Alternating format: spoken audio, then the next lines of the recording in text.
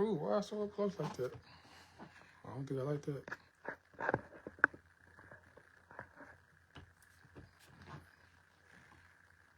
Let's get some people in here.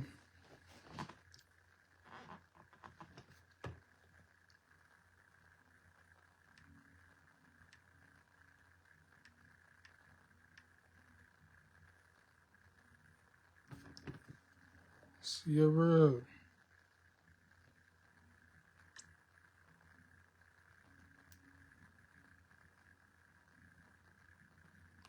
Trying to get some folks up in here. I'm gonna bring you in, Sierra. Man, why this thing so up close to my face, man? CC.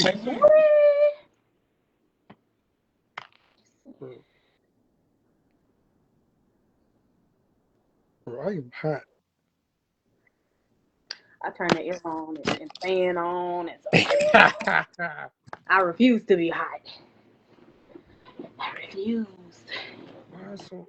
This is gonna bug me the whole time, but it's all good. Hey y'all, hey. Trying to get some folks up in here before we really pop it off. You just sitting back. Just sitting back. I'm excited. Yeah, it's finna get real. It's finna get real.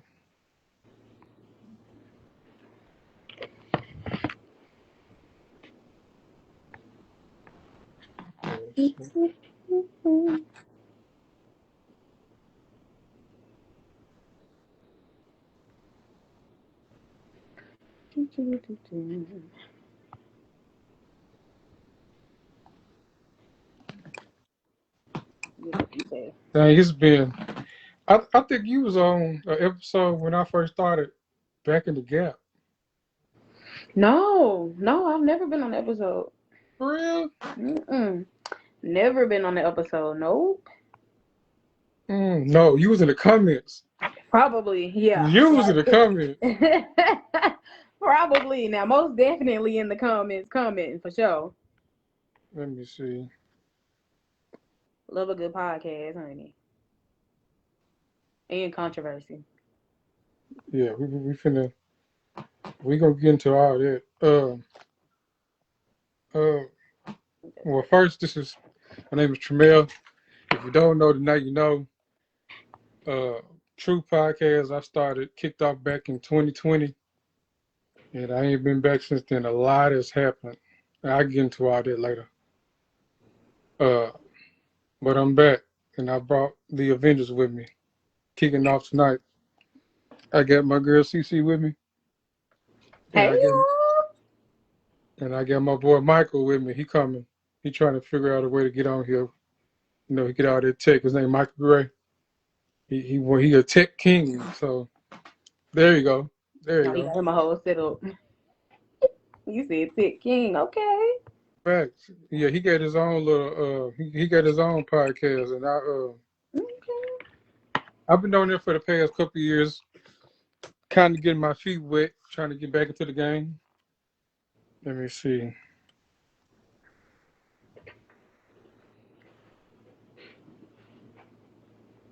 Let's see how to.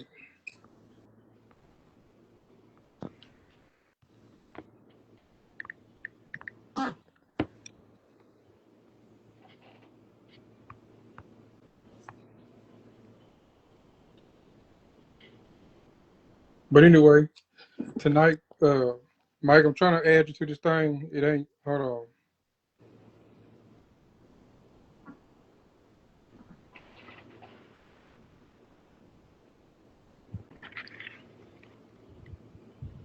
But now, Cece, tell them a little bit about yourself.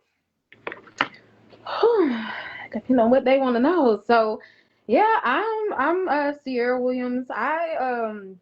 I haven't done a podcast. I know I've thought about it. I've definitely thought about it. I've graced my presence on a lot of stages, doing poetry, singing, competitions, and all types of stuff.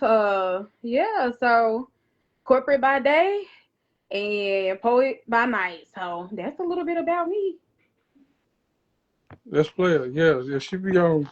Hey, she be on TikTok. With her little ministry. She don't know she got a ministry, but she got a little ministry over there on TikTok. Yeah, y'all follow me on TikTok for some motivation, some prayer, and some laughs for sure. I'm gonna tell some jokes. Hey man, I ain't gonna lie.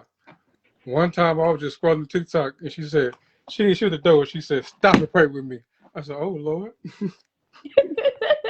And they love those videos. Those stop and pray with me videos. They love them. I was like, They "Oh Lord." absolutely love them. But honestly, it's just the right way to start the day. That's like the first thing I do. I come in the house after dropping my kids off, and put my hand on that door and pray over my house. Right, right. I mean, that is the best way to do it. I just feel like uh, when I was in the process of bringing the podcast back, I had to think about who I was going to bring on and the length of me bringing them back on and what we was going to talk about. And you was the first person. That's why you was on the first episode. I'm So glad to hear that. I'm glad to hear it. That's why when you reached out, I was like, oh yeah, I got to do this. I gotta be there. Gotta I be there. mean, uh, like I said, I'm working on getting Michael in here. They say I can get up to 4 people on the live. So hopefully we'll get that fixed. But in the meantime, we're gonna go and pop this thing off. Uh, the topic for today wants to join your live. There you go.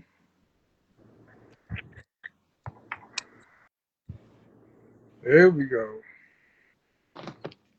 The topics for today is it kind of hits home in a lot of ways. Man, I might have to go. I might have to run out. You might have The to give me. topics for today is you good? It hits home in a lot of ways. I Man, might have to run and go get my camera for my I cell, might have to run out. I might have to give it. cameraman for my cell phone. Okay, okay, Give me 5 minutes. yeah, for sure. Okay. I might have to run and go get my camera for my cell. I have to run out. I might have to give cameraman for my cell phone.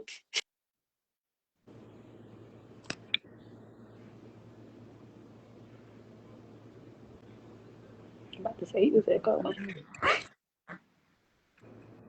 See, that's why I'm not. Hey, anyway, we're gonna keep this thing rolling.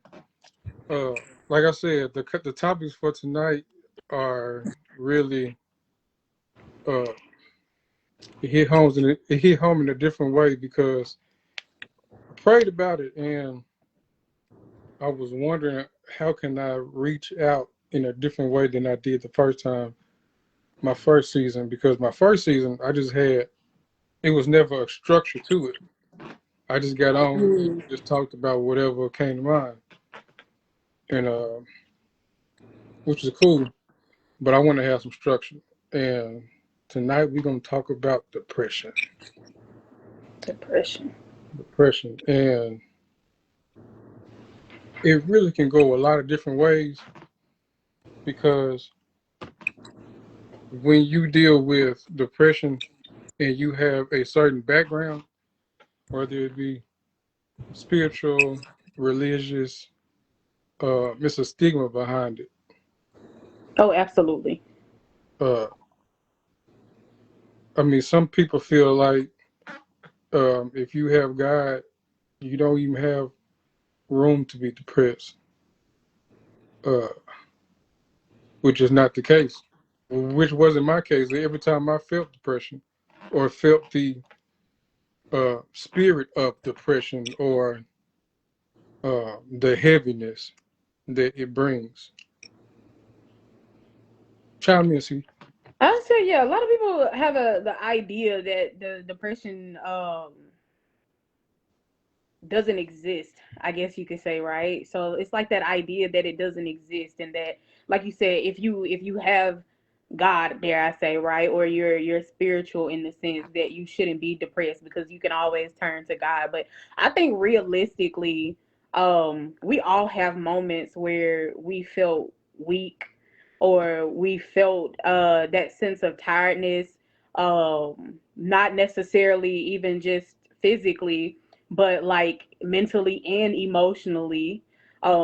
I don't know about anybody else, but even spiritually, sometimes you feel tired, right? So that idea that depression doesn't exist in the sense of, oh, you have God, I think it's a bit confusing, especially because most people would see depression as a chemical imbalance, um, in the sense of certain things, right? People talk science. Science, it means that you're depressed, but I mean, I turn to God when I feel like I'm down. I feel like, I turn to God when I'm up. You know what I'm saying? But the idea that having God keeps you less depressed is, I just don't necessarily agree with that. I don't know. Actually, I don't agree with it all, because even in my darkest times, like sometimes I was like, I don't know.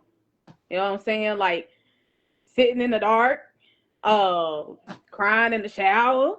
Like there's days where I definitely felt depression, right? And I turned to God, but I don't necessarily think that just because I got God, I wasn't depressed. Okay, so some of the topics that we're gonna run through is overall depression, but one of the focus points that I want to hit on is, let me see, like you want to get back on.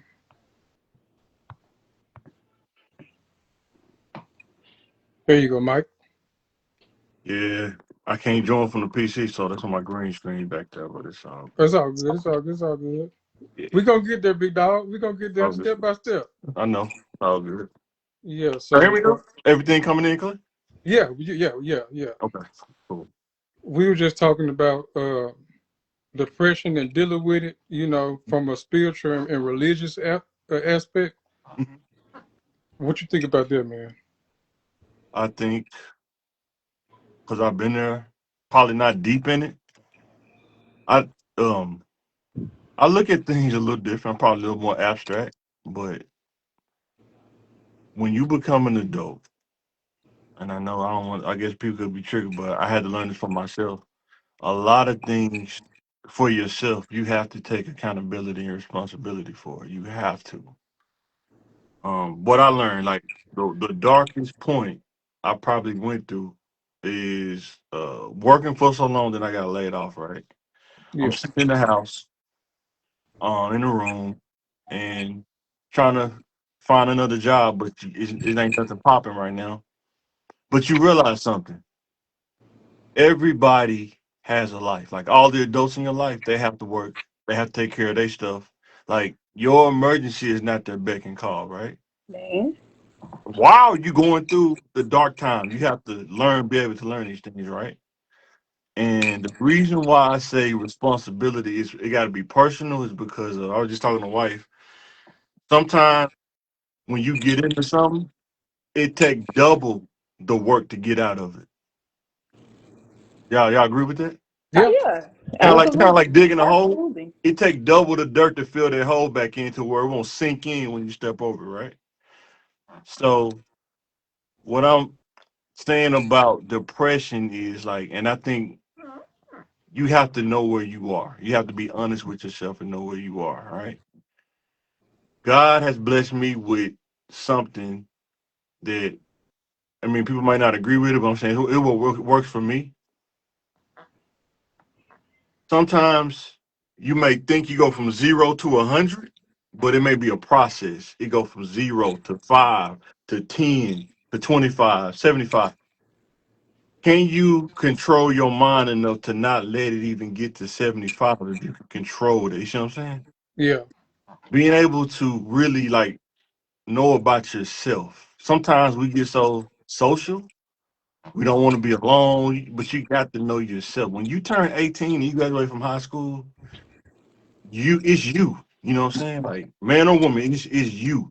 And every decision you make, you have to take account or be responsible for that. Even when you deal with another human, you still have to take the responsibility. Like, okay, I'm entertaining this person. Is this person with me for the good, or are they with me for the bad? And if you can determine that, if whichever way you determine, you got to be able to take each step. Have a standard, I guess.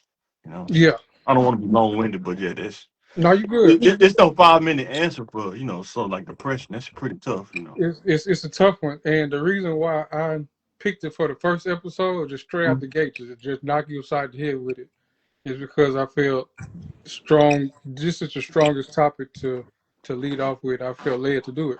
I just And think Rob, everybody just has a different way of how you deal with it, right? And yeah, I know, like for you, how old are you, Tramel? 29. I'll be 30 this year. 29. I'm 42. And then you might talk to somebody that's in a city, like every people like where you grew up in, it may be different ways of how they deal with it. But at the end of the day, it's all about controlling yourself, like knowing who you are, where you at. Like if you struggling, you. Some people don't admit that they're struggling. You know what I'm saying? Like they'll go through and it's like I didn't even know I was in depression, but you have to learn about yourself as you're growing in adulthood. Yeah, Because most It's people can't read your interesting that mind. you say that though, because I do feel like, depression does show up differently. Like you said, based on the stages of your life. Like when you depressed as a teenager, it might show up differently when you're depressed as an adult, or you're depressed as an elder and things like that. So I definitely feel like depression shows up differently. Um, Obviously by situation, but even more so, like you said, by the time like you're learning yourself, right? Hmm. Um, People, by the time people even realize, a lot of people even realize they going through depression. Um, a lot of them are working to climb themselves out of that hole, that 5% you were talking about, that 10%. Yeah. By the time they realize that they're in depression, they're working to climb themselves out of that stage. So I agree with you. Yeah, yeah. Just what are don't be some? in denial. You really want to be honest with yourself in life, whatever point you are in life. And Yeah, I think you. about it. Go ahead, Trey. What you about to say? I don't want to talk over you. I'm Go ahead. finna say, can y'all give me like some signs of like early on depression? Like how, like what can somebody pinpoint in y'all opinion? It depends on the person because, like, sometimes you feel like failure. It may be some decisions you made. You make a decision, then you lose the job. You like do something crazy, you lose your job. You're like, man, I really didn't want to lose the job. You have to learn how to resolve issues internally. You know what I'm saying? And some people believe in God. Like it when you talk about God, you got to ask yourself. It's a personal thing, right? How much do you really believe? It challenges you every day, just as a human. How much do I believe? Like if we do on a scale from 1 to 10. How much do you believe in God? How powerful do you think God is? You know what I'm saying? Now I Um, say it's so interesting that you say that because me and Tremel was talking about a TikTok, and yeah. I talk a lot about God, but the funniest thing to me is always how much people actually believe in God. You believe in God until you're in a bad situation. Or you celebrate God only at your lowest, and you don't at your highest. So like um but back to what Tremel was saying, as far as like pinpointing when depression shows up, especially when it's early onset, is um usually in communication, usually in the way people communicate, right? um it starts off with not coming around as much, and Mm, sometimes it moves to not communicating as much, like maybe they're not reaching out to you as much, or you talk to the friend group and they ain't talked to nobody in the friend group in a couple of days or a couple of weeks. I think the biggest thing is most people who are in a close fit dynamic with you, your friends, your family, should be the first ones to notice it, unless you're really good at masking it, which a lot of people are, right? and They get good at masking those behaviors, because it's like, if I constantly pretend, everybody will think I'm good. So and that goes back to what we was talking about being social. A lot of people are social. Majority of people are social. Do you know how to operate on your own? Like when you dealing with signs of depression, right? Are you honest enough with yourself to say, I see myself drifting. I need to get help or I need to resolve some issues? Because sometimes you can try to depend on another person, but everybody can't read your mind. You know what I'm saying? Like it would be crazy for me for my wife for me to just assume my wife can just read my mind and say that I'm going through something. But if she asks me, I say I'm good. You see what I'm saying? I Mhm. think But when you're younger, things your thought process are different versus when you start getting older. You know, the reality start to really try to get a grip on it. But communication assumptions hurt a lot of people, man. Just assuming. Like if I assume Terrell see me and I just assume that he gonna know that I'm going through something, and then he don't say nothing, then I just got frustrated off an assumption, thinking that he knew something. He can't see inside my brain. You know what I'm saying? And I Right, think right. you got to be careful about that because sometimes assumptions, when you're going through something, but you're not showing it, but you want everybody to see it, but they can't see it, because it's just who you are every day, sometimes, so you gotta be careful. Yeah, just reading some of the comments. Yeah. Shay said a lot of people have functional depression, and that's real. Mhm. Yeah. That's Yeah. real. I think honestly, if I'm being honest, most people do walk through life with functional depression. I Yeah, mean, think about how many people show up to their jobs every day and they depressed. They don't want to be there, but they show up anyway because they know they got bills to pay. And I think it's also part of just what some of us were raised with. If I'm being honest, like some of us was raised, you got to be strong. You can't break. Depression don't exist. Like going back to that, like some of us were raised on the idea that depression doesn't exist, or like you said, you shouldn't be depressed because you got God and God can take care of it. No, no, no. I don't think that you can still be depressed with God. I think when I say I know you're not coming at me. I'm trying to get you to think about this in a different way. Um, when you're younger, it's it's hard to understand how responsible you are for yourself. Like I know I struggle with this. Your mind is your most powerful tool on your body. Period. Um, if you cannot rein in and control your mind can take you all over the place. You know what I'm saying? Because that's where everything kind of stems from. You know what I'm saying? And when you say people walking around with functional depression, I understand it, and I think if you're not taught, life will teach you at certain points that you are responsible for your health, mental, spiritual, and physical. Mike is responsible for Mike's health. You see what I'm saying? Because nobody can see inside of my brain. Like with depression, nobody can really see unless you get help, unless you tell them like I'm going through something. And a lot of times some people just don't want to admit that I am struggling right now. You know what I'm saying? And sometimes most people that you think that admit it, they kind of can get the help they need and kind of go through the process of resolution. You know what I'm saying?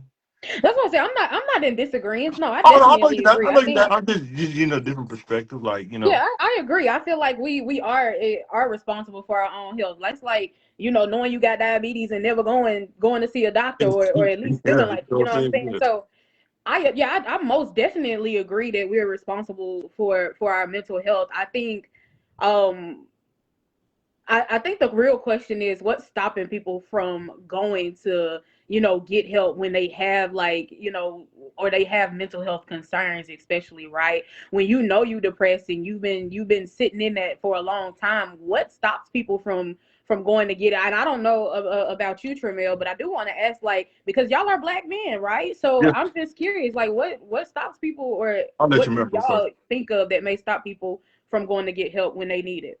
I'll let you go first. well, going reading from what Rob said earlier in the comments, he said for him as a black man, it can stem from hurt, whether it's losing a job or relationships or losing people, feeling like you should be doing better than what you currently are doing.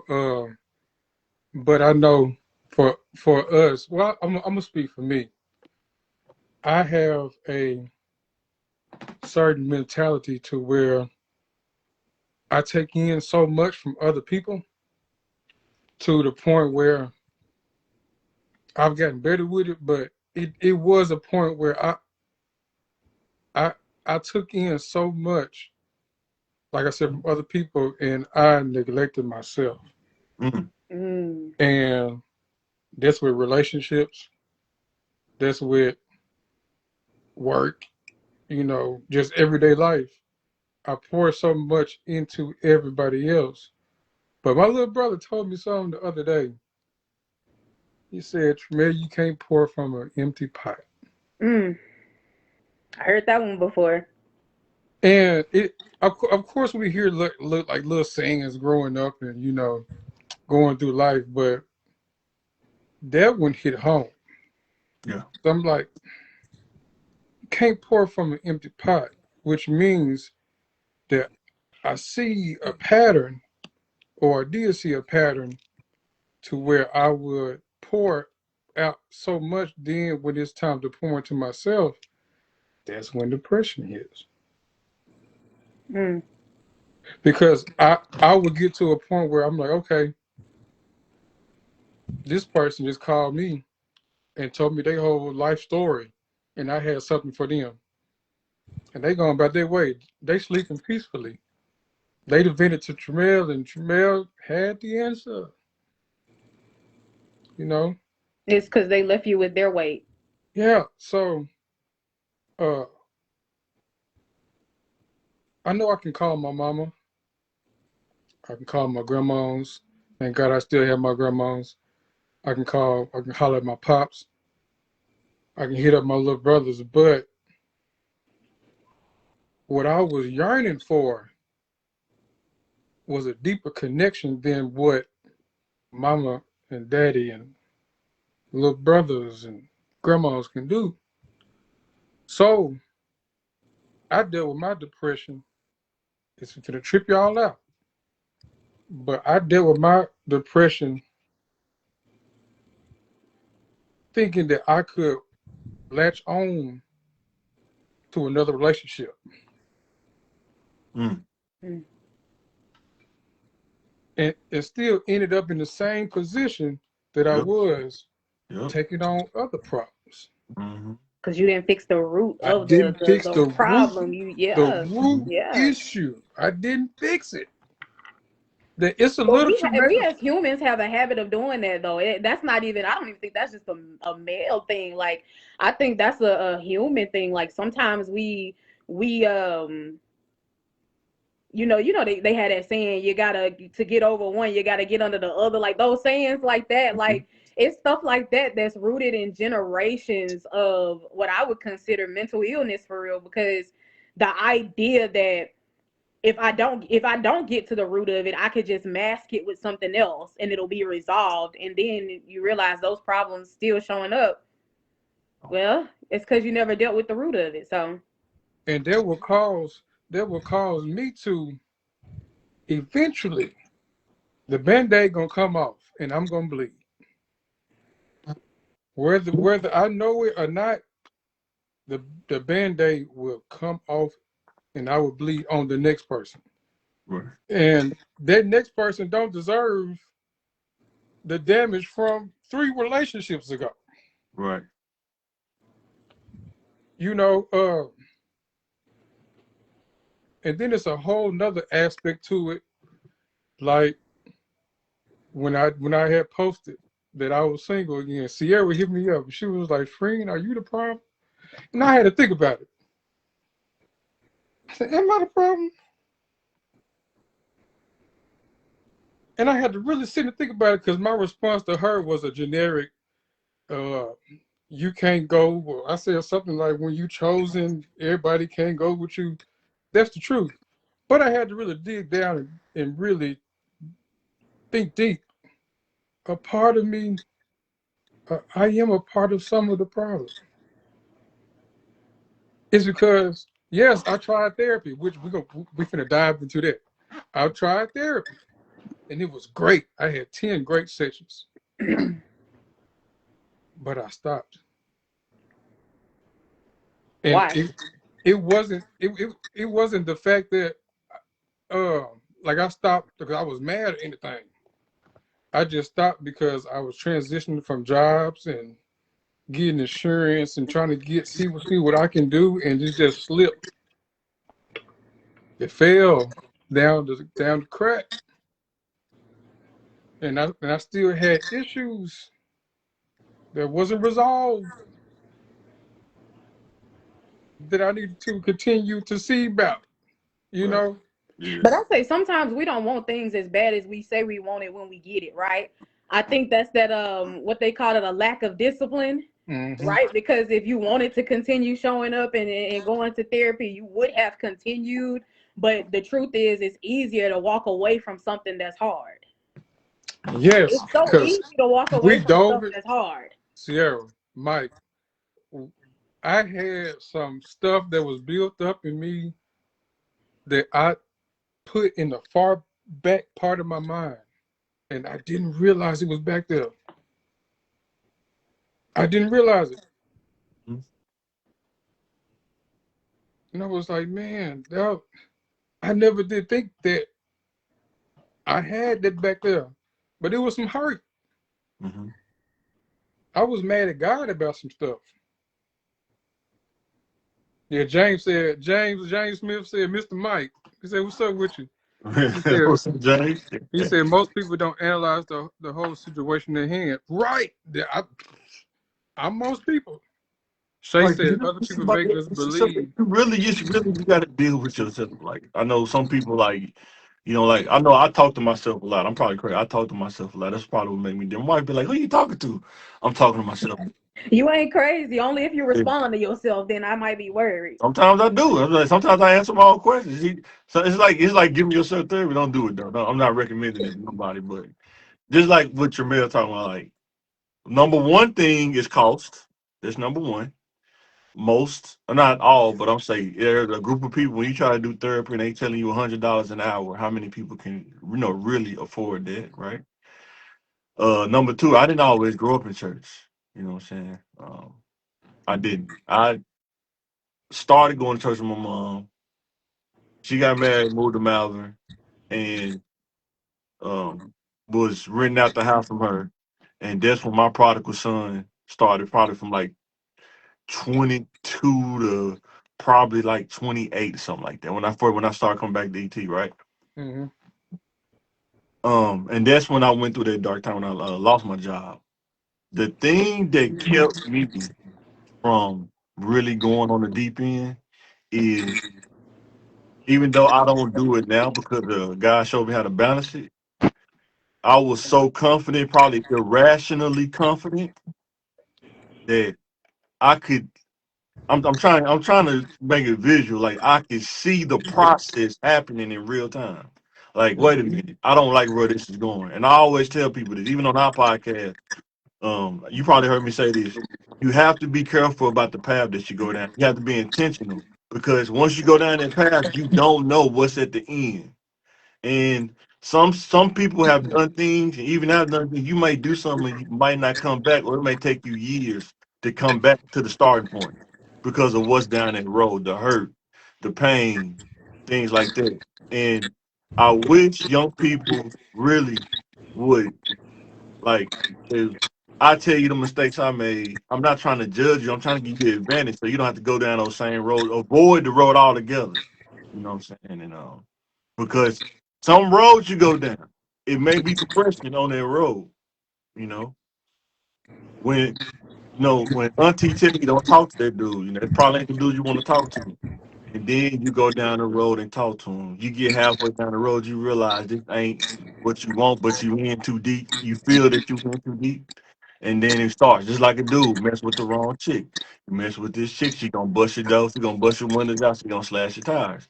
Guess what? I'm gonna do it anyway. The risk is worth the reward. Sometimes people we can put ourselves, not all the time, but there are times where we can put ourselves in situations, and then you get bugged out about it. Instead of just being accountable and say, Lord, I messed up.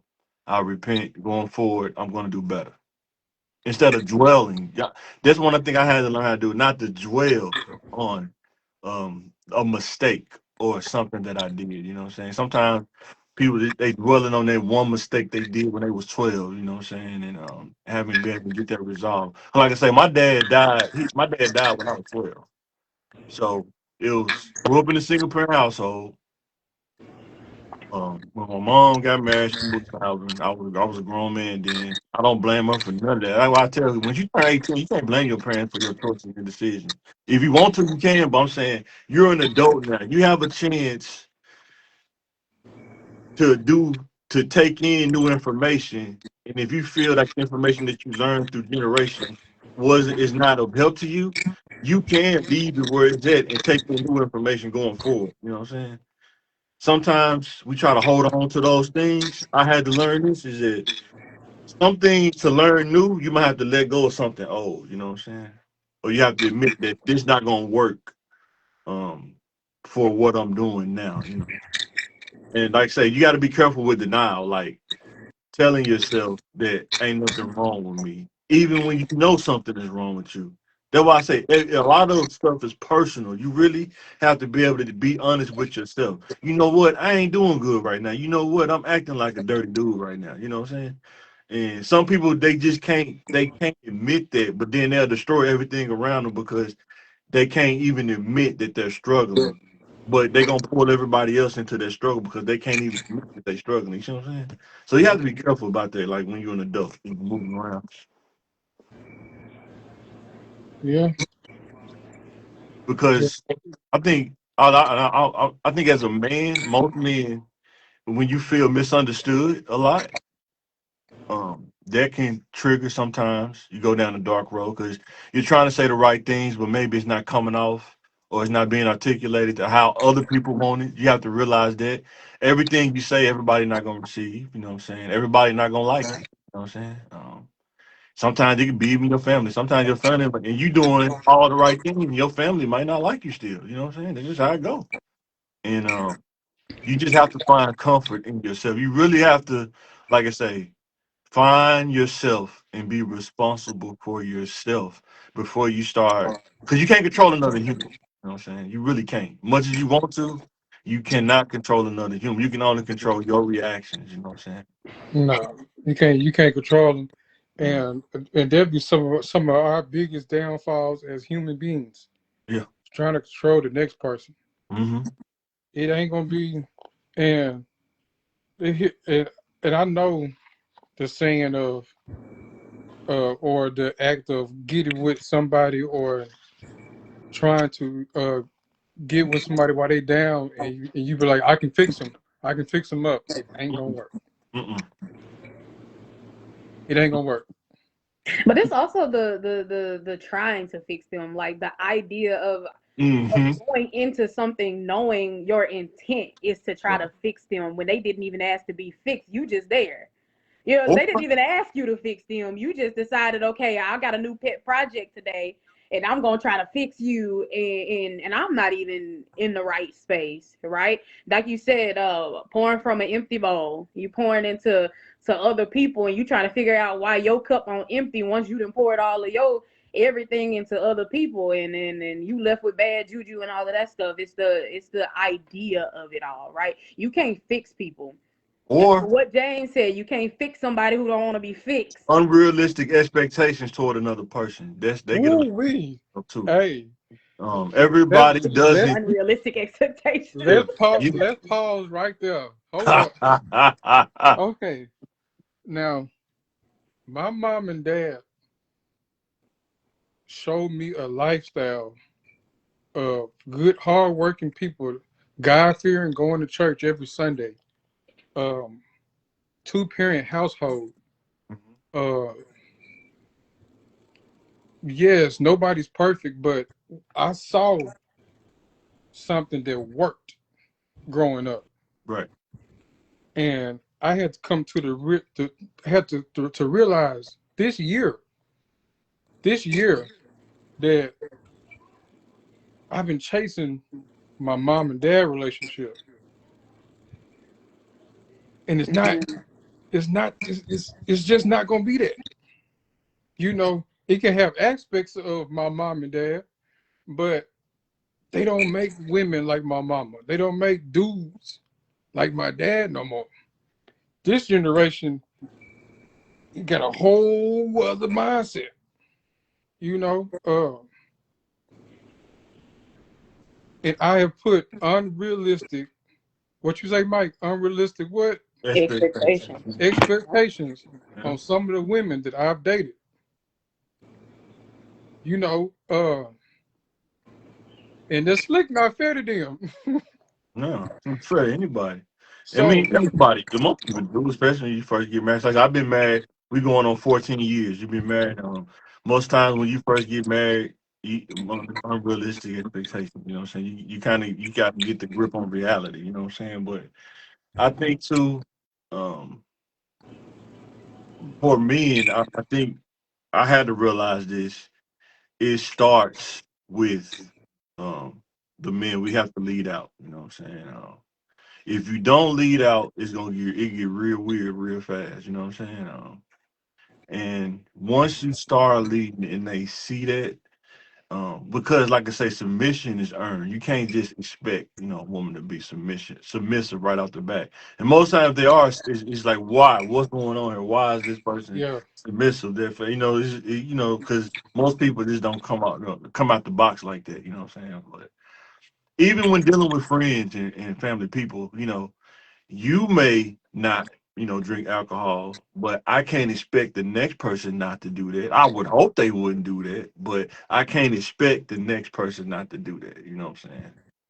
And even like you said, people try to fix people. Some people, it's almost like you're building a person, like build a bear. You're gonna build a wife. We're gonna build a husband. It don't work like that, with other humans. You know what I'm saying? If you met a person, if y'all like in y'all 20s and you meet a person now in your 20s, you don't know what happened between kindergarten all the way up to 20 into their 20s. You just don't. And they're not gonna tell you everything. They're gonna try to tell you all the good stuff, of course.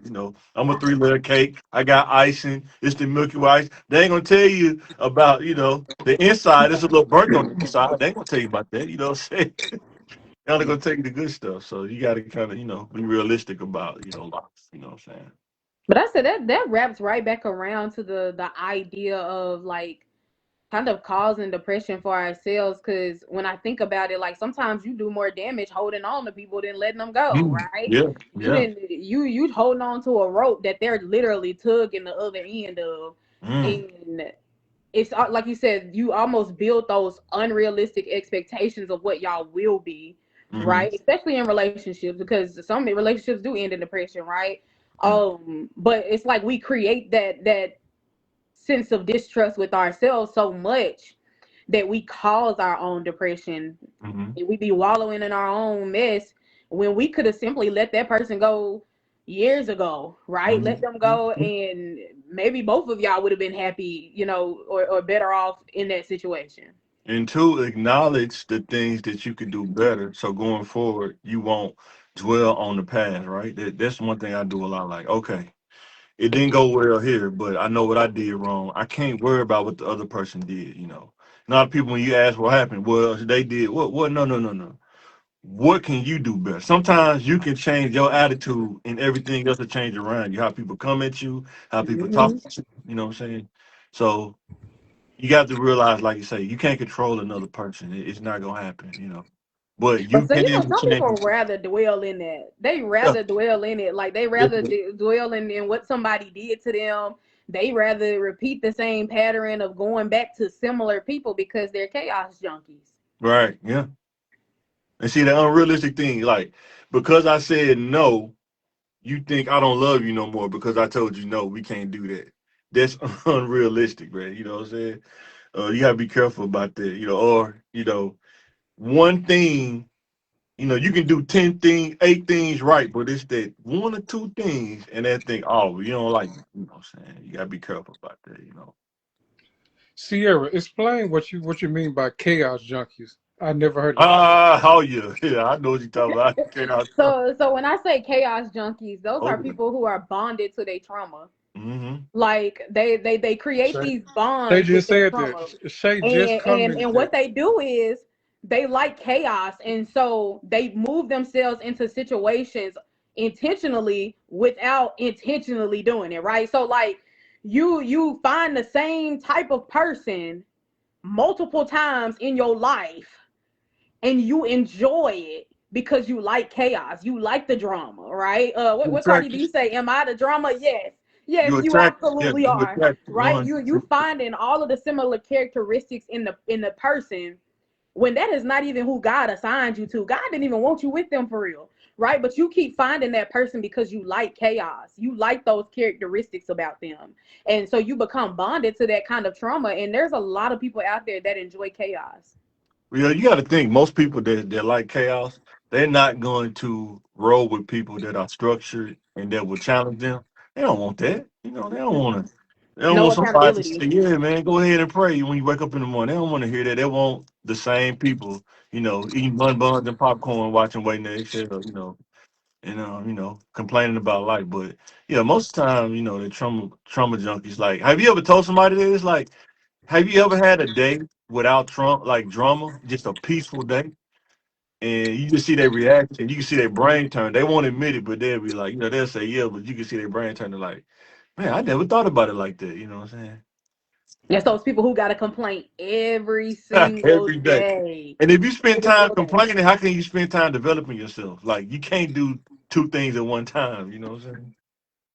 So, yeah, that was a And good one. I don't know, and maybe it's just this generation, but um It's not just a to generation. Shay, I was gonna say It's to not. Shay's point, it's like people have normalized the sense of toxicity. Like that's what they want. Like it's almost like if you're not toxic with me or you're not controlling with me, then you don't want to be with me. You don't like me in the sense of that. I think a lot of people get caught up in that idea, and it's chaotic. Like you have to find some kind of balance between chaos and peace.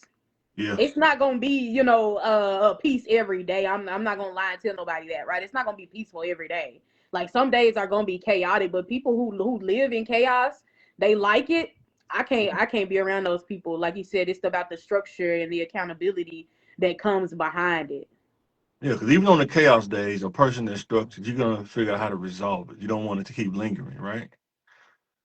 Sometimes chaos is like a long fuse, and then sometimes it's like the kid, So you have to kind of, work through those things, But yeah, I'm definitely I don't like drama at all. Like if I can avoid it, because it's not worth it. Because it can go either way. You never know how it could go. Everybody don't do things the same. Like we talked about earlier, everybody don't play on the same level playing field.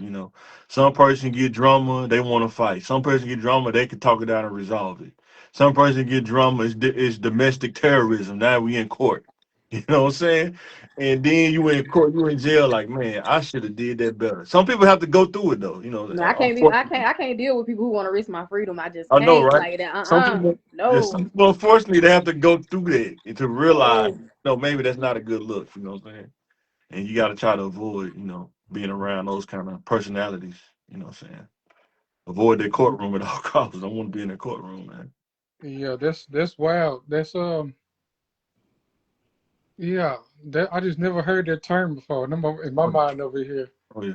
like that's real. That's You got to real think life. it's people that grow up in that. I mean, it's people that just because you don't see it, it's millions of people out here in the world, and everybody's situation not the same. You know what I'm saying?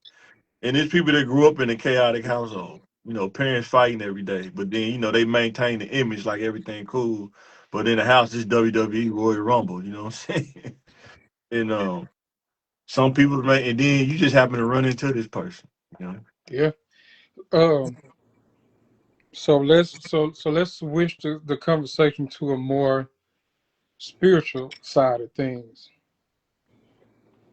Do you guys feel like depression is more of a spiritual attack or a mental attack? I personally am not gonna say it's more one or the other. I think uh when I was in my depression phase, I was in a spiritual warfare. Like I was fighting with God and myself all at the same time. I feel like, my thoughts was all over the place and jumbled, and I'm mad at God because I'm not necessarily in the situation I want to be in. But it took a lot to come back from that. So I think it's like a spiritual warfare. It's like you battling with your mind, with your spirit and your soul all at the same time, and you in like you said, a WWE match, and it's like may the best person win at that point. You know what I'm saying? So I think it sometimes tempers with your spiritual aspects of yourself. Like a lot of people who go through depression, especially when it's spiritual, you'll hear them say like, I was mad at God for a long time. I think you said that earlier. I was mad at God for a long time. I still believed in God, but I was mad at him because or mad at God because I felt like you put me through this, right? But back to Michael's point of sometimes we cause our own, our own warfares and don't even realize it. You getting in the ring, fighting with yourself because you caused this. But I mean, at the same time, there was times where I was mad at God because I'm like, you putting me through this. But God, like, I didn't even tell you to cross that path. You made a choice. You just took it Because it's right out always my a mouth. choice. You made a choice. You just took it right out my mouth. Yeah, God is totally free will. Um, when I wasn't in God, I learned about like putting myself in situations, and when I started going back to church, building that relationship year by year, day by day, year by year, you realize that things that you go through, God is building you for something. You know, if you can keep those dots connected, sometimes you lose that connection. You got to rebuild that connection. You always, for me, I'm just saying, I trust God that much that whether good or bad, I know that God is building me for something. Because you think about Job, you remember the beginning of Job, he trusted Job to go through the devil testing him, right? Mm-hmm. But what makes us different? You know what I'm saying? If Job could go through, but and when you start talking about the mental part of sometimes God can test you, it may trying to draw you closer to him. And because I'm trying to repel, I could be putting myself in, a crazy situation and going into the wilderness, you know what I'm saying? Because I don't wanna like it's kinda like the prodigal son. He got all the way to the hog pen. It was about to eat the hog slop, then he realized I can go back home to the father. What am I doing? You see what I'm saying? And sometimes we can be like that as well. You can get all the way into a depression. And when you get to the center of the storm, the hurricane, and it's you know what? I could just repent, get it right, help ask God to help me resolve this, and I can get out the storm. Sometimes I make things more complex when it can be really more simple. You know what I'm saying? Yeah. With God, right? But you got to have that trust and for God to really get to that place. I know you guys are younger because I've been there too. When you really be consistent and really build that relationship with God, you'll start to see the more that I build that relationship and the more that I trust God. Because I'm very self-reliant. I have to fight that all the time. Like I'm very self-reliant. I don't like borrowing money from people. I don't like depending on anybody else for anything. I like to hunt and kill, and we eat what I kill for my family. I'm that kind of person. But also, I had to realize that a lot of the things that I've come into is because I came back to church and gave my life to Christ, though. And I'm just being 100% honest. It's just as men, I know for me as a man, when I was younger, I struggled with the structure of how God wanted me to live as a man. You know what I'm saying? But once you get past that struggle, of realizing I have to live by this structure, things get better incrementally. I'm telling you, sometimes astronomically. Because Let's remember, say, when I came back to church, I was on unemployment, working part time in Walmart. Right Yep. now, fast forward now, I'm working at a college, being able to go to school and finish my education, and working at a college, you know, in IT. And God definitely can help you, but you just gotta how much you believe. We talked about earlier, how much you believe God on a 1 to 10 scale. You know what I'm saying? I was gonna say it was something you said earlier, Tremel. When you were talking about relationships, you were like, um, it was when people left me, I started to feel depressed. And what's so interesting about that is, I was listening to Pastor McClure. Mhm. Um, I was listening to him not too long ago, and he was preaching about the prodigal son, and he was like, when you at your worst, people leave you, right? When you at your best, everybody want to celebrate you, want to be with you, and all of that stuff. And it made me think about that just in the spiritual sense, because everybody knows the saying, the devil is nothing but the master of confusion, Yep. right? And I feel like when you going through depression and things like that, right? That's when the devil start messing with you. When things get good and you back on the path you trying to get to, all of a sudden depression starts to creep in, right? And I always think, I was like, that's just the devil creeping in, the master of confusion, to confuse you on what you really need, right? To move you away from that, thinking that you have to get into another relationship, right? From a situationship that you are already in to get over that. That idea is the devil telling you, oh, you need to go ahead and move past that. You need to go ahead and move on, when really God was trying to set you down to begin with. Mm-hmm. Right? So that spiritual warfare that we talk about that creeps in is God was trying to sit you down. Yeah, man, And you the gotta be devil crept careful. right on in and was able to take over that, because and this goes back to what Mike is saying about your trust with God. Like when you trust God, it looks different. Yeah. It looks different because you know no matter what you're going through, God gonna handle it. Mm-hmm. Right? And when you don't trust God as much as you think you trust God, because some of us don't actually have authentic faith in Mm-hmm. God. We have faith, but we don't have authentic faith, a faith Mm-hmm. that's unwavering, even when we're going through bad stuff, Right. right?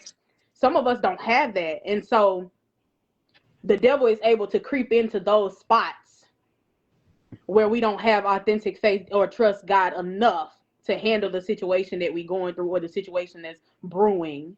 Mm-hmm. I think I posted something today about how when you on the verge of a breakthrough, all of a sudden the devil show up, right? Things start happening, things start going bad, and you trying to figure out why, right? And you trying to figure out why your spirit feels tainted in that moment is because you don't trust God enough.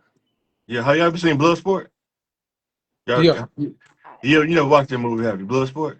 Yeah. I She probably haven't, but I I have. haven't. Watch it, but the thing was, this is kind of how life is when that, especially with dealing with the devil.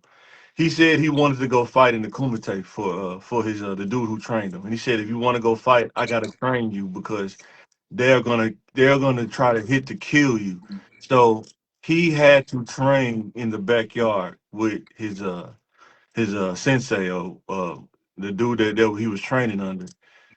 When you're dealing with the devil, he's going. But if you have the armor, let God train you, you can take those hits and keep moving. Kind of like what Paul say, I know how to live a bound and a bait. Mm. You know, that's why you need somebody a little older, like now maybe not super old or something all the time. You might not have access, but like Mario's 20, I'm 40. Like somebody to kind of give you from a 40-year-old angle, like then they kind of went through a lot of stuff y'all went through, probably even more crazy. But sometimes you gotta take that blow in order to give three blows. You know what I'm saying? And that's kind of how he was training them. Like they're gonna hit you with all their power, but you got to be able to tighten up, take the hit in order to get three hits. You know what I'm saying? And that's kind of how life is. Because most people they don't play fair, they don't play nice.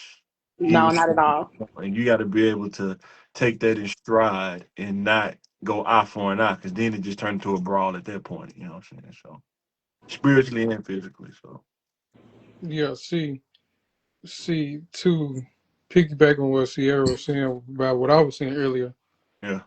when the reason why I was so strong about how I was feeling growing up. Okay, so me growing up, me and my grandfather was like two peas in a pod. Like we was like this. Uh, and he died back in '07, Mm-hmm. and he died 4 days before my birthday. Mm-hmm. Mm. So when that happened, of course, I was already in a. I come from a very heavy church background, so I'm like, okay, if God could take away my best friend, that ain't real love, dog. You know. So the older I get, the more I'm gonna keep it a buck. Yeah. The older I get, it was a void there Mm. that I really should have never let it be filled up by my granddad. Right. I should have had that void filled up by God. But since I did have that void filled up by my grandpops, when he died, I went chasing for something to fill that void. You being accountable though. See, a lot of people I'm telling you, man, it's older people that's older than us. They won't even say that. I'm telling you, that's why it's good to be accountable to yourself, right? Like Right. think to God, you don't even have to tell. It's like you don't even have to tell everybody, but you can talk to God about anything, right? But you have to be accountable to yourself. Like, how can you repent if you can't even admit that you messed up, right? You know, Right, and some right. people won't even admit that they messed up. You know what I'm saying? Well, So the older I get, the more I would jump into. yeah, I'm talking to this girl, talking to this girl. I might not even be. It got to the point where I wasn't even. I never met none of these females. It was just internet. It's games. you're Yeah, not by yourself, bro. Because it when I was was, yeah, go ahead. it was internet. So I feel devoid by having friends or females that I call myself talking to Yeah, yeah, until I met one that I stayed with for 10 years. mm-hmm. But even with that one, even with that relationship, and all the ones that came out of them, I was trying to fill a void, which caused my depression at a young age. But I was coping with it by relationships or always trying to be somebody's friend when they wasn't really benefiting me. Like you Right, said, Sierra, you said something the other day to where I want to be where I want to be where I'm celebrated, not tolerated. right. I was mentally, emotionally, and spiritually, I was unaliving myself in these relationships Mm-hmm. uh, because I was chasing a quote unquote high that can't no human give me. No, yeah, And realistically, a lot of people are trying to fill a void, mostly from childhood. If we're being realistic, a lot of people are trying to fill a void. Think about little girls who grow up to choose terrible men. Think about little boys who grow up to choose the worst women ever, right? yeah. Realistically, they were all trying to fill some kind of void when they didn't really ever need to fill that space. They just needed to deal with what they were actually going through, You know, right? sometimes, But they were afraid to admit that they needed that. That like to what Michael said, a lot of people are afraid to admit that they need help, yeah, but it's because they're worried about how they'll be looked at in society. I'm not exactly. going to therapy because it don't help. I'm just sitting on a couch talking to a person when realistically that's not true. And It's not then true, me right? being, But that's how some people view it. yeah, Yeah. They were trying to fill a void, right? And so they chose wrong multiple right, times. right. But again, that goes back to being a chaos junkie. You bonded to your trauma Mm-hmm.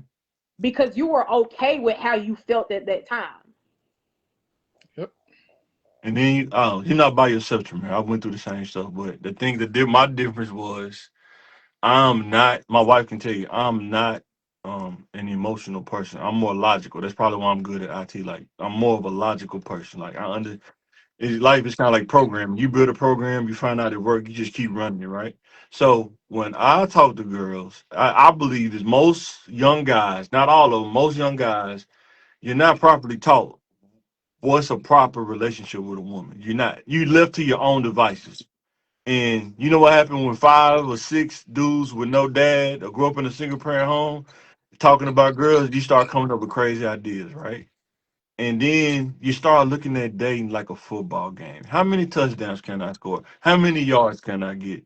What the stats can I get before I retire? I want to go out on top. Just stupid stuff dudes think about. You know what I'm saying? So, and you're like I say, you're not taught the proper way to deal with a woman. A lot of dudes that I grew up with, even my dad, he had 2 kids by my mom, 7 other kids by other women.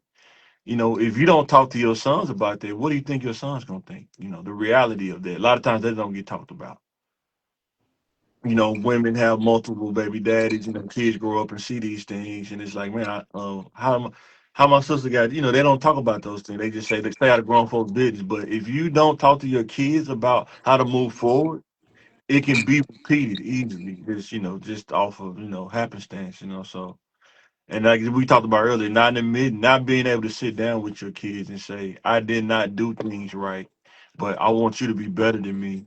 So don't go down the same road I went down. Cause like I said, being a single parent in 2026, how much stuff costs now, man. I pray. Like I hate. I would always tell a girl, man, don't want to lead you and tell you, lead you spiritually, take you to church. Is he worth laying down with? I don't think so. He needs to make a commitment to you first. You know what I'm saying? But a lot of people say they don't want to be lonely. They give you those cop outs. Well, I don't want to be by myself. Well, you want to go down that road? I can't. All I can do is tell you, don't go down the road. But if you go down the road, don't complain about the no outlet. You see the no outlet sign right there before you go down the road. You know what I'm saying? So, And they say some people don't know how to be alone. yeah, They that's ain't true. never been alone long enough to know how to be alone. One Yeah, relationship to the next, one yeah. person to the next, feeling like Tramel said, filling a void with whatever. I think that's why people turn to substance abuse. Why Mm, so many people turn to that. I always think about the people who ain't spiritual. yeah. Honestly, like what path you gonna go down? Mm, You hear a lot of people turn to God when they start going through something for real. When they start going through something, they be like, "Oh, I'm gonna go ahead and get my life over to God. I'm gonna go, start going to church, stuff like that." And I love that, right? I love that y'all want to get out there and do that, right? But I just think about all the people who are not spiritual and have not explored that, right? yeah, a lot of people grow up in the trenches.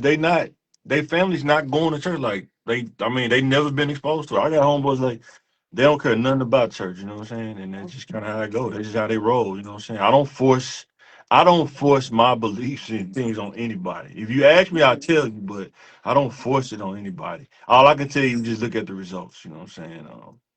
Some people don't even know how it was when I was younger. They can't even believe it. They don't believe it's not butter, but it is. But so. But I thank God that I've been with him so long that you wouldn't even think how if you could just my homeboy could just tell you how it was, it'd be funny. You'd be like, wow, I can't believe he was like that, but it Yeah, was. Because not having a father, you don't have a governor. Like it's kind of like a race car without a governor. You can go as fast as you want, and you don't have nobody to tell you to slow down. And that's how it was. A race car out there with no governor, just going as fast as I want. And I learned how to control it somewhat, but it still got out of control at times. When you going that fast, you turn too hard, you're gonna crash. You know what I'm saying? So that's true. yeah, I mean, I just feel like you were saying, Sierra, how some people don't know how to be alone. I yeah. feel like before you go to the next level in life, a isolation period is required. Oh yeah, yeah. And I feel like that's where I'm at personally. I feel like God had to sit me down. Literally, I broke my knee. I can't walk. God had to literally slow me down so He can expose some people in my life, expose some things in my life, and prepare me for my next level. And yes, what you do in isolation makes a difference too. Exactly. Because idle time can lead you to depression too. If you just sit Yes. idle and not doing things, Yes. It almost got me. yeah, It you gotta be almost careful. got me Yeah, I can tell you that from because experience. Yeah, you getting all because kind of stuff when you bored, but you idle, you just getting all kind of stuff. you're You right. see the wrong video when you trying to do right. You see the wrong video on Facebook because there's so much stuff out there on your timeline. You'll scroll right past it. But when you idle, oh, okay, we check that out. Next thing you know, Exactly. you're in a multiverse of madness now. You know what I'm saying? So But I ain't For gonna lie real. to you. My therapist mentioned something the other day when I was in session with her, and she was talking about intentional joy, like choosing joy intentionally, right? yeah, Like trying that's to true. when people are trying to climb their way out of depression, I Hmm. don't think enough people have or understand the kind of skills that they can use. I think we are taught coping mechanisms, right? It's almost instilled in us, but we're not taught how to climb our way out of depression, Hmm. right? And that's the learning curve. That's the real learning curve. It's like once you get in depression, you know how to cope with it. You know how to, show up every day for everybody else except yourself, but it's the learning how to climb your way out of it that a lot of people don't have, right? Yeah, So I think it's the idea of choosing joy intentionally in order to be able to climb yourself out of it. Isolation is good, right? It actually, I'm not even gonna lie, it actually feels better than a lot of stuff, right? Isolation is good, but it's like still making sure you intentionally choose joy in that isolation, right? Things that make you happy, things that you enjoy and actually want to do, so that you don't get so stuck in that isolation that later in life you're not able to choose other people. Yeah, Right. and piggyback on what you just said, you have to choose joy even when people are not seeing what you're doing. When you're climbing out of your depression, nobody may not see you climbing out, but you have to take joy. I just got the out of the first step of climbing out. Now for the chill foot and get to the second step. You got to take joy in it because everybody else may be at work. They don't even know what you're doing. You know what I'm saying?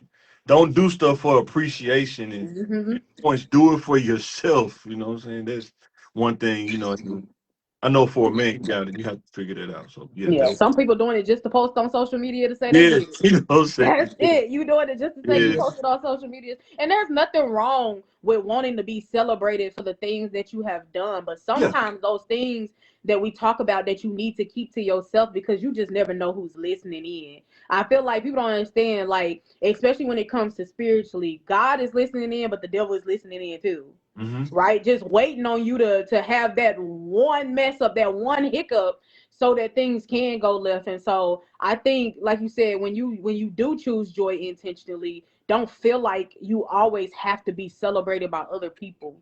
Sometimes just take it in for yourself so Yeah, that you can feel that sense of self autonomy. yeah. Yeah, I'm glad that y'all are choosing the word joy over happiness, because happiness uh Subjective. is fluid, you know, but joy, if you have real joy, you can withstand depression. Hmm. And you got to think what are you building for happiness around, right? If you're a chaotic person, does demeaning people and making people feel bad, does that make you happy? Just everybody's version of happy is different. That's what makes it weird. You know what I'm saying? Yeah, happiness is subjective. Like Yeah, it's just a it's lot of very different, subjective. a Yeah, lot of different things that can make us happy. I don't know about nobody else, but sometimes yeah, money make me happy. Sometimes it don't. right. Like Hey, it's subjective. The Bible say money answers all things. They do, man. People don't want to believe it, but they do, man. Answer all But the things. Bible also say money is the root of all evil. Yeah, it's all about how you treat it, man. Yeah. But Uh-huh. at the same time, I feel like I said, isolation. But at the same time, what in my isolation period that I'm in right now, like I said, I failed and I broke my knee on December 23rd of last year, and I'm still down. Uh, Man, so I'm in the isolation period.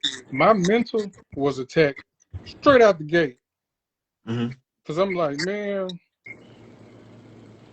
just a simple thought process of having a brace on my leg where I can't walk. I can't just get up and go to the bathroom like I want to. I got a walker, you know. man. It's a very humbling experience, which I wasn't cocky. I've never been cocky. I've always been humble. But like I said, I was going so fast. I was going 100 miles per hour, and I was finna make some decisions that was gonna alter probably my destiny. Yeah. Uh, Being attached to certain people and certain friendships, relationships that wasn't doing nothing, but was gonna be my detriment in the long run. Yeah. So, and sometimes I have tunnel vision when I'm so gung ho on something. I have tunnel vision sometimes, and God literally had to sit me down, like, "Hold up, player. I see what you trying to do. It ain't gonna happen. You running to the left, and I'm all the way on the right. Yeah. I need to sit you down so you can see everything." Yeah. But, sometimes okay. Sometimes you don't need to see everything. Sometimes you need to focus on God and leave all the other stuff where it's at. Kind of like on the freeway. Yeah, Don't get off. Don't get off on 65th because you don't know it may throw you off. You can't get on. You're not going on the freeway. Even when I'm in church, I'm focused on the word. Everybody in there got, even me got something going on that we need help with. But when you're focused on that, you're not focusing on something else, right? Right. What I would tell you to think about is what is something that you can do that you can be consistent with God on. That is when you find that one thing and you start building on it, that I'm telling you, things will change. Like I know, like my homeboys told me they be like, man, you've been cutting grass for years. You better understand the blessing of being consistent in something, uh, especially dealing with God, how it will translate to other things in your life, like being consistent, you know, doing something, saying like routinely, right? Like every Saturday, cutting the grass every Saturday for years, saying, whatever. But being able to just do it and be consistent, even being married, going to school full time, working full time, saying, being a husband, doing stuff with the kids, still able to do all of those things. My wife be like, I don't know how you able to do all those things. It's God. Because if it weren't for God, I probably would have crashed out a long time ago. But finding those things you can be consistent with. You don't have to do what everybody else do. You got to find out what works for you. You know what I'm saying? So, And I say sometimes we just not appreciative enough. mm, mm, Sometimes we just not appreciative enough, right? I know when you back right, you off that walk and you out that chair. I bet you appreciate your legs a lot more. boy, for real. Sometimes we just not appreciative enough, right? Yeah. I think a lot of this just goes back to, you know, sometimes we be so far ahead of God. We be so far ahead of God Yeah. that when God pulling us back, we actually think that God is pulling us back. No, God is telling you, you ahead of me, my child. Come back. Come back to me.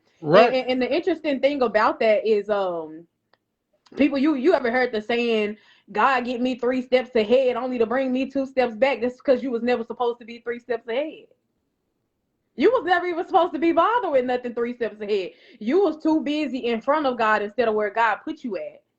That's like putting yourself on a chessboard. You a chess piece on a board, and you make the wrong move. It's Mhm. because God never actually placed you there. I think so often we get in our own mental, our own mind about what we want, and we start to overthink about things, Mhm. right? I wish. And we start to not appreciate things as much for where they are. What is wrong with where you are? It's like society has created this picture perfect thing. Back to Tramel's point about, like, I was aiming for my mom and my dad's relationship versus aiming for what God had for me, right? The idea that that is where I'm supposed to be. You ever hear people talk about where they're supposed to be by a certain age, right? You hear a lot of people talk about where they're supposed to be by a certain age, but what happens when God don't put you there? Right. What happens when God don't put you there? Right? I feel like every season is a testament to who you are, because our testimonies have to build us into who we are.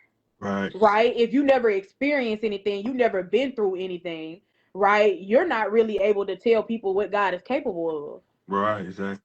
So And, that idea of getting ahead of God instead of being where you're supposed to be usually leads us to a path of our own destruction.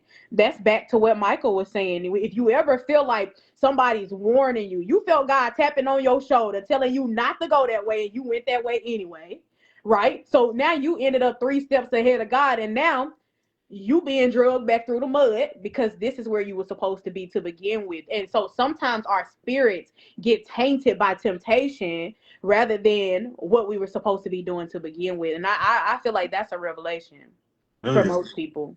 It And I is. will say this to you, Tremel. We was talking about how people use you. Like, how can you pour from an empty cup? Why do you think that people will let people use them, but they won't let God use them? Well, God will never let your cup go empty. Mm. I'm telling you from experience. It's been times I've been dog tired. I go up there and cut grass like the energy just came back. It's crazy. But when it comes to that God use, they're like, nah, I don't want to do that. But then I let Betty down the street use me. Now I'm complaining, man, I'm drained out, man. She done bled me out. You know what I'm saying? You What do you volunteered the think? water from your cup. I know, right?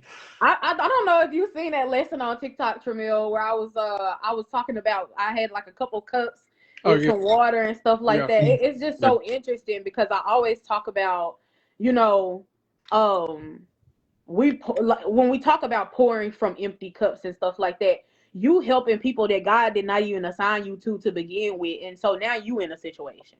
Yep. Now you in a situation. You trying to figure out why you tired every day, why you busting your tail and ain't reaping the benefits. Mm-hmm. It's because you've been pouring from a empty bowl.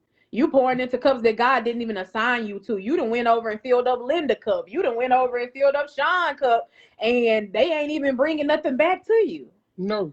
But and voluntarily, you volunteered it. So and realistically, if you voluntarily pouring from your cup, who gonna be like, oh, let me give some back? Right. Let me give some back. They Nobody. they Nobody. they gonna take every ounce of what you pouring and go to bed. And Yep. you now you depressed, and they joy. They got your joy. They took you with them. And to y'all point, I know you were saying how people they be saying like they want to be a certain way by a certain age. I think that looking back on my life, if you learn that spiritual base first and understand that God wants the best for you, but it's something that you got to do as well on your end, you can be so far ahead. It's unreal, but a lot of times people just don't believe it can't happen like that. But I'm telling you, it can. Like the three parables, y'all know that the parables of the talents. Mm. You have Yeah. to ask yourself, Yeah. where do I fall on that list? Did he give me three? Did he give me two? Or am I the one sitting buried a talent on the ground? You know what I'm saying? And a lot of times when you coming from the streets or the inner city and you don't have a lot, you got to figure out how can I get to something or stability. You know what I'm saying? Hmm. And it takes that spiritual base of God and then educating yourself in something that makes sense in the real world. Don't go to school for Iceland, Iceland studies or studying the snow in the North Pole. That you can't make no money with that degree. You know what I'm saying? But when you allow God to be in your decision making, I guess that's what I'm trying to say. If you kind of like really rely on God to be in your decision making, I think you'll be further ahead than if you just try to do it on your own. I learned it from myself. So And I'll say my depression when I was going through depression, it was rooted in moving the goalpost. yeah, moving that My depression was goalpost. rooted in moving the goalpost. Every time you get to a goal and you achieve a goal, you Yeah, move the goalpost. yeah. So when does it actually stop? Right? When does it actually stop? But even exploring that in therapy, you learn that this started at childhood. Mm, It started at childhood because you don't have that self trust with yourself. You don't trust yourself enough to make the decisions for yourself to be good. You know what I'm saying? And I think a lot of people um sometimes we feel like we're making the right decision when mm, it's not the decision that God placed in us or on us, right? And so we start moving the goalpost. mm-hmm. Like, when does it end? When does all of that end? And that's part of where I think a lot of people's depression starts from, is wanting to have something so bad because you've seen other people with it and God Yeah, didn't give it to you. right. Yep. But you have to have the capacity to be able to handle it. You trying to figure out why God blessed such and such with something. It's because they had the capacity to handle it. And a lot of people they see people's success, but they don't see what they took for them to get there though too. You You know, they lying. see you cross the finish line, but they don't see the training that you had to do. They don't see the nights that you up, lifting the weights. They only see you crossing the finish line. It's like, man, I want to cross the finish line too, but did you lift the weights? Was you up at Yeah. night? You change your diet? You know what I'm saying? That happens a lot too. And some people Like I get said, depressed yeah. about, I don't want to Yeah. put in the work, so I'm gonna just kind of bask in my, Now I've been in the discipline. room with some people who are mad successful. I mean millionaires. And the first thing they'll tell you is I had to fail my way into success. Hmm. Yeah. And that's the crazy part, especially for people of color, is you'll hear a lot of them tell you where they started. They started in the hood. Hmm. Some of them be having 10 siblings and they were sharing a 3 bedroom, Well, right? And they was like, I was depressed. Like I hit rock bottom a couple of times. I hit rock bottom a couple of times where I just sat in a room and cried. You know what I'm saying? And now they're like, my success looks different because I put God in it. mm, It looks different because I put God in it. You ever had somebody have so much money and they still be miserable and they tell yeah. you they don't Right. believe in anything spiritual, they don't believe in God? Hmm. And I'm not saying that you have to, right? I'm not saying I'm not forcing my religion on you. I'm not forcing you to believe in nothing I believe in. But like Michael said, I think the proof is in the pudding. What works works. Yeah, what works works. Yeah, it works. Yeah. Uh, I got one last point that I really want to home in on. Uh, before we close this thing out. Uh, Mike and Sierra, give me some tips on overcoming. How do you overcome one of your battles with depression? Mm, I think I mentioned it earlier, just intentionally choosing joy. Um, I remember when my depression started. To Michael's point, I thought about it a lot while I was depressed. I was like, "You can come up out of it. You can come up out of it, but you gotta want to. You can come up out of it." I told myself that every day. You can come up out of it, but you gotta want to. You gotta want to. And then one day, I just decided to choose joy. You hear me talk about writing and singing a lot. That was the start for me, honestly, getting back on the stage, performing, going to events, seeing people, um and just intentionally choosing joy, putting that forward in the forefront of my mind, like I'm gonna make time for myself. It did include isolation for sure, but it was like I'm gonna make time for myself intentionally so that I can feel that sense of joy. um Showing up is half the battle, yeah, boy. but doing the work is the other half, because if you don't do the work, what point is it to show up? Ain't no Yeah. use. Like I said, I know for me, that's why I say you have to deal with yourself. Sometimes you got to change routines. Sometimes the routine that got you to that point, it's time to adjust it or make adjustments. It's those little detailed things that you do that can affect how you come out of it, right? Um, you don't have to be a Bible scholar, but find verses that work for you, right? It could be the same 5 or 6 verses just to get you out.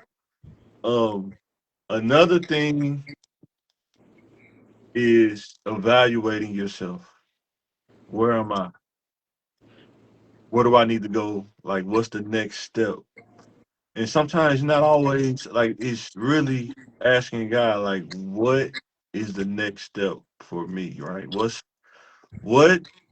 direction do I need to go in with you included? Not me just like, okay, God, I got it from here. Because I used to do that when I was younger, but that didn't work. But really being intentional about having God included in your decisions. Like if it's not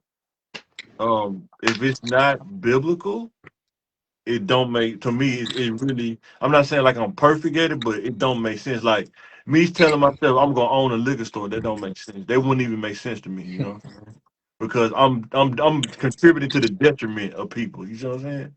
That wouldn't make sense to me. But even in I going into IT, that will that kind of where my mind kind of got me out of it because the routine of IT, like troubleshooting, finding out, like finding myself while I'm climbing out too. Like I don't want to get back to this place, so how do I prevent from making those things that got me back here? Like if I even get close to it, wait a minute, stop.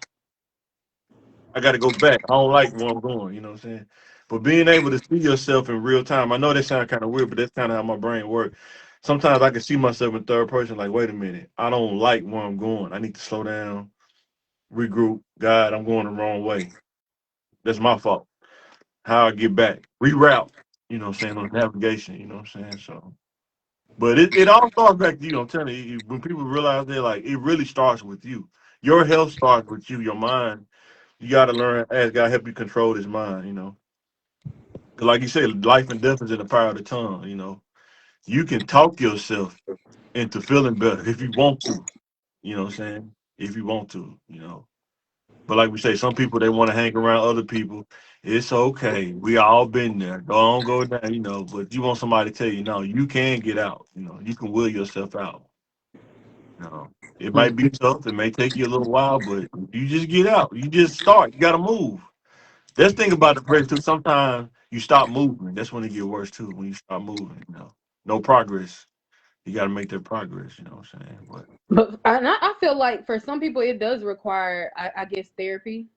yes, yeah, yeah, In the sense of 100%. consistency in it, right? Like Yeah, being disciplined enough to the routine. continue sessions, Yeah, right? When you know, like, this is hard, but I can do hard things, right? That discipline and that consistency.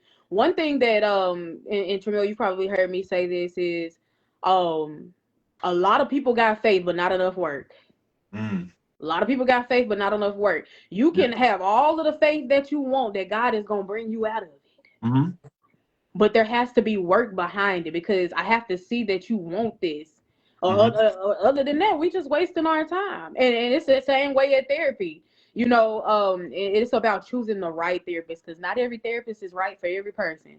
Right. If I'm being honest, some people gonna allow you to come in, sit on their couch, and just talk Yeah. and just talk and just talk and just talk, and they're not going to give you any actual skills, no advice, no nothing. And so my biggest thing is, yeah, you can use therapy, but they'll give you techniques like intentionally choosing joy, being disciplined in small tasks that you do, or small goals that you want to meet, and then taking that and bringing yourself out of depression, where you're having a mental health battle, for sure. Mm-hmm. Yeah. Yeah. I feel like for me, what's helping me overcome a lot of what I'm dealing with right now is understanding that in life there are necessary endings. Mm. Oh yeah. You know, some things just have to die, Yeah. and we have to be okay with it. Some things in life we can't get to point B if we still stuck at point A. You Get 100%. out know, your own way. uh, and just realizing that codependency is real, Oh yeah. uh, and learning how to navigate without being codependent at all. Uh, that's a whole And podcast right there. Yeah. trusting Yeah. God, even when things is something you don't want to do, trusting God that if you're called by God to do something, do you trust God that even if you never did it before, you are equipped with it inside? You just haven't activated it yet. Do you trust God that much, right? Do you trust God that much that even when the door closed on an opportunity, you trust God that that opportunity probably was for your better? Because if you would have went through that door, it probably would have been crazy. You know what I'm saying? You gotta trust. I'm talking about, man. You gotta build over time. You gotta build the trust. That anything that happens, I'm okay with it because I'm with God and I trust God. You know what I'm saying? They say God said, get out the way, I got it. Yeah, for Get out sure. the way, I got it. Literally. Get out the way, I got it. I'm telling you. Yeah. So that was a good podcast. Yeah, man. Good conversation. I needed I needed that more than probably what y'all realized. I mean, man, what you doing in isolation? Go on, get to developing, bro. Yeah, Yeah, I'm in a state where yeah. Because even Jesus had to go in the mountains, right? yeah. Go on the mountain and pray. Before he I, walked on water, he had to go on the mountain and I'm pray. at the point in my life where it's like, okay, I done tried everything. Literally, I done tried everything, and I'm just like, okay, all right, God, I see you working on my behalf, but it goes back to what you just said, my trust, trust is Yeah, it's tough. It's it's tough to get to tough. that point. Yeah. It's like a checkpoint. You got to get to those different checkpoints. Because when you trust God, he'll show you things that you didn't try. If you trust him, because it'll be like something you didn't want to do. I deal Yeah. with that all the time. Because Like, sometimes we be our remember I own worst told you to do enemy. this? Huh? Sometimes we be our own worst enemy. Don't know how to Yeah, get out of our own see, I way. always enemy. Yeah. And that's another thing. I fall into that too. I fall into uh I can literally talk myself out of a Oh good yeah. situation. Oh yeah. Self sabotage. Yeah. I Yeah, see in yeah. Sunday school all the time. We can find a way not to do something, but we don't want to find a way to keep doing it. We can. It's easy to find a way not to do something, though. I can Hmm. talk myself. I mean, I Yeah. know for a fact God has placed stuff on me to do, Oh yeah. That's why it's perfect. and and either I lollygag or check this out. I would know that it's something that got my name on it. Then fear kicking in. Like, okay, this my for instance, this podcast right here. I Hmm. haven't did a episode since 2020. That's 6 years ago, fam. Yeah. 6 years, fam. And I'm just like, okay, just imagine where I could have been. Right. Yeah. With a little bit of I mean, consistency think and a about lot this, of bro. Remember discipline. when I first came? Well, I wasn't doing nothing at first. Like when I did the sound, they didn't ask me to do the sound. They something I just went up there and started doing. And if I wouldn't have done that, I probably wouldn't be making podcasts. I wouldn't understand how the audio and stuff work. Right. Yeah. And that's what I'm saying. Like sometimes the calling, the thing God call you to do, it will prepare you for something else in the future if you really keep that kind of mindset. You know what I'm saying? So for sure. Sometimes your blessings and your calling, you know what I'm saying? You got to be mindful of that, because it can take you to another level. Like even Sunday school, speaking to the crowd in Sunday school, I'm naturally an introvert. People Yeah. don't think that. They think I'm naturally an introvert, but talking to people in Sunday school, it actually helped me. Like if I go in an interview with three people, I can take over their whole room if I need to, like in a job interview or something, because I'm used to doing it, like talking to the people in Sunday school. But yeah, man. So But y'all, yeah, y'all got time. I think y'all young, man. Y'all got so much time, man. we Young. young, but Y'all rain in. Y'all just start raining in. Y'all get it, man. I'm telling you, y'all will. yeah, we gonna But some people y'all age don't even talk about God. You'd be surprised. They don't even want to talk about it because of the challenge, that they, see. See, I know, and that's what I was trying to tell Sierra when I posted that that little slide to mine. I'm single. I Yeah, know I'm called to be different. I am different. It's a lot of stuff that even my little brothers can get away with it. I can't. yeah, for sure. Uh, but I'm learning that with that, it's a specific color on my. I'm trying to figure it out myself. But certain people not attached to it. That's why necessary endings happen. Right, for sure. You know, like the platform I'm building now with Whiteout TV. I know it has potential to be everything that God is calling for it to be, Right, but I'm trying to develop, like you said, the trust to where when fear do kick in, I won't be like, okay, I'll do the podcast next Thursday, or I'll do it next Thursday, yeah, and that Thursday never comes. I say when that fear do kick in, it's like God saying, "Tag me, yeah. See, tag me." I got that crazy faith, but I think the thing that I try to do, even like when I'm in Sunday school, bro, I try to talk about the details of You do, living. The yeah. detail. Sometimes stuff can be so vague when they can just say, you just got to go through. What does that look like? You just got to go through. What's the details of that? You know what I'm saying? Like, what's the, when you in a room by yourself and going through, what does that look like? How does that feel? What about when you a husband, you got kids, and you got to go through? But your kids want to go to Baskin Robbins, but you ain't feel like what does that look like? Say Yeah, it's that kind of stuff. I think the detail of it. Trusting God. It's those little. I try to talk about those scenarios from that angle because, like I say, trusting God. I'm saying it's levels to it, and you can't just go from 0 to 100 because it's taxing on you. But you got to build it over time, and hold on to I'm building it, bro. I agree. I agree. Huge, huge shout out to Aunt Carolyn in it. the comments. First Hey, Lady Mays, what's up first with you? lady, man. Hey, John, what's up, John? Huge shout out to Rob for sharing the live and coming in. Shay for coming in. Yeah, man, we got to bring you on the pod again, man. You Uh, got to Huge bring shout you. out to Smith, Jay Smith earlier was tapping in. Appreciate that. and everybody who was watching and didn't comment, you ain't got to comment. I know But you're it's gonna but deal with it a lot. You're gonna have a lot of people watching, but they ain't gonna say nothing. Believe me, you know oh that. yeah, it's all love. It's Yeah. all love. It all equals out to love, bro. Yeah. It's the first one back, man, Just keep and doing it. Just keep posting, man. You know, oh you yeah, gonna be back in mine. Sometimes I'll be on that half sleep. I'll be back get out of school. I'm back here by half sleep, trying to just stay with the consistency of it, boy. But yeah, yeah. I'm thankful that I'm at a space now, even though it had to come to isolation, but I'm back. I'm back in.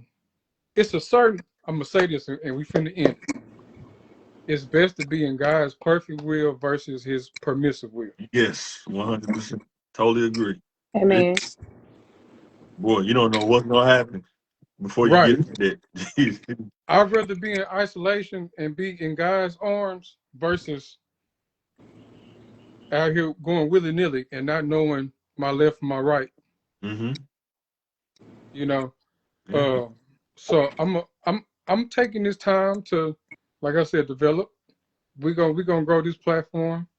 I got other shows coming. I got other ideas, but I know I'm finna I know what I know my potential, and I know what God has placed upon me. When you get But better too, man. When you get better, walk around, man. We're gonna have to do one outside somewhere downtown or something like we do in bike. We're gonna have to do it out. We're gonna have for to do sure, for it sure, out. for sure, for sure. Yeah. Yeah, we going It's just the beginning. It's just the All beginning, right. you So, so, and I appreciate it. Well, at one point, we had like 15, 20 people up in here. I was like, whoa! But yeah, that's dope. That's dope. I appreciate CC and I appreciate you, Mike, for coming through. oh, no I, problem, bro. I enjoyed this. It's all love. I know. I'll be calling on y'all from time to time a lot to come help your boy. You know, you're more than welcome to come on, CC. If you want to come on, let me know, man. You For know. I'm gonna sure. have For to. I'm sure. gonna have to add you on here. Yeah. Add him because a huge shout out to Mike because what he don't know, about every time that he asked me to join his pod, I was in a spiritual battle Mm. and I needed an outlet. And bro, you put your you like you said, you don't know, bro. I was fighting some deep depression, and me joining your pod uh, put things in perspective. Like, yeah, I'm going through it. In the world, I've never been the type that I thought the world revolved around me. But like I said, it's a very humbling experience when somebody think of you enough to ask you to join their platform. And we talked about sports. Just simple, just that simple. And over time, I built my confidence back up because I was 300 something pounds season one of the True Podcast. Yeah. I'm half that now. Mm. So I had to build my confidence back up even to get back on live. I used to be on live all the time. Yeah. I don't, and I used to take a lot of pictures all the time.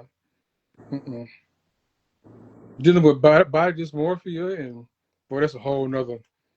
But yeah, uh, it was a good show. I thank y'all for coming again, and we'll see y'all next Thursday at 8 o'clock All for right. the Thank next you. I episode. enjoyed this. I think this was good.